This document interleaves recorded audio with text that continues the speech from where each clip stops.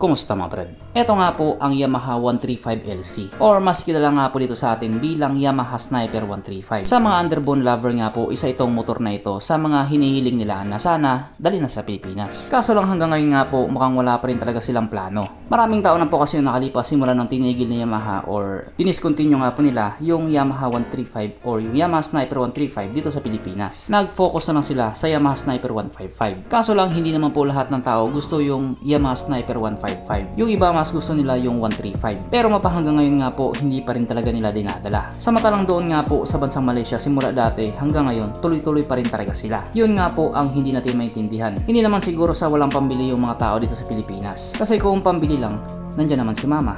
Pitingawa ka! Yun lang, galit na si mama.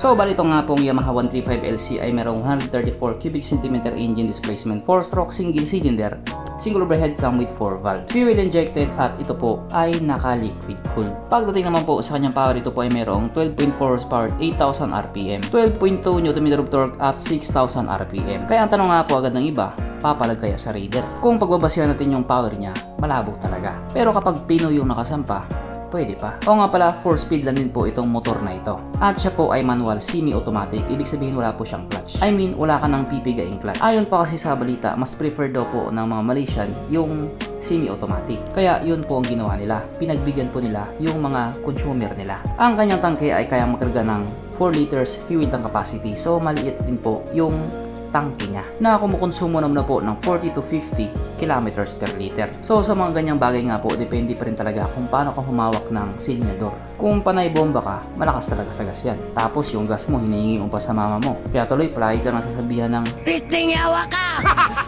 ang sukat ng kanyang gulong 70 by 90 by 17 sa harap at 80 by 90 by 70 naman po sa likuran. Syempre naka-tubeless na yan. Pagdating naman po sa kanyang braking system, ito po ay naka-disc brake sa harap at drum brake sa likod. Meron din pong variant na naka-disc brake yung parehas harap at likod. Syempre mas mataas ng presyo kaunti yung parehas naka-disc brake kaysa doon sa naka-drum brake. Ang kanyang seat height ay mataas na 775mm at yung suspension nga po nito ay naka-telescopic sa harap at naka-monoshock naman po sa may likuran. So bali yung itsura nga po ng 135LC na nandoon na nga po sa Malaysia ay pinaghalo nga pong bagong Sniper tsaka yung lumang Sniper. Yung headlight nga po ay kamukha nung lumang Sniper. Tapos yung sa may taillight naman banda, kamukha nung bagong Sniper. Pero okay lang naman yun, wala naman tayo nakikitang problema dun. Yun naman talaga itsura ng Sniper. Pinadapt lang nila sa 135. Pero ang pinakatanong nga po ngayon, ilalabas na kaya sa Pilipinas?